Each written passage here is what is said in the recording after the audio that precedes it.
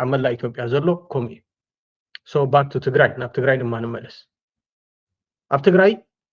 ሕወሓት ሞይቱ እዩ ሕወሓት ተቐቢሩ እዩ ትብሉ ዝነበርኩም ሕወሓት ቀስ እንዳበለ ስርሑ ሰርሕ ኣሎ ሓቀይ even if በቲ ዝከኣል ስፒድ እኳ እንተዘይከዱ ግን ኣብ ትግራይ ዘሎ ነገራት ከም ዝትሪእዎ ዘለኹም so እዚ ሰብ እዚ ለማዓንተ ተባሪሩ ለሓቀይ ገብረ ዲላ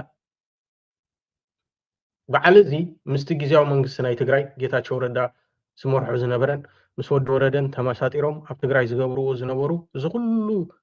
ተንኮላት ስርሓት ሕጂ ተፈሊጡ ዳርጋ ኩሎም ወፂኦም የለው ብወዲ ወረደ ጀሚሩ ካብኡ እቲ ናቱ ፀሓፊ ናይ ሴክሬታርያት ፀሓፊ ዝነበረ